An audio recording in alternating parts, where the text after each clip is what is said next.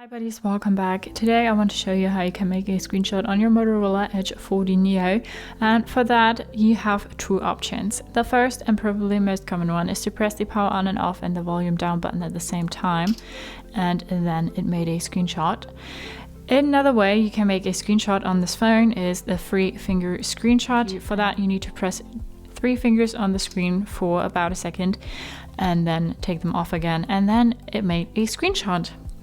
So if you click on that screenshot now, you can adjust it, you can put filters on it, you can write on it, and well, do things you like with it. If you go to your gallery, you can also edit your photos here.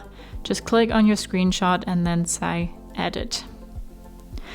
So that's how you can make a screenshot on your Motorola Edge 40 Neo. Hope you liked it, hope it helped. If so, thumbs up, share and subscribe, and I hope to see you next time.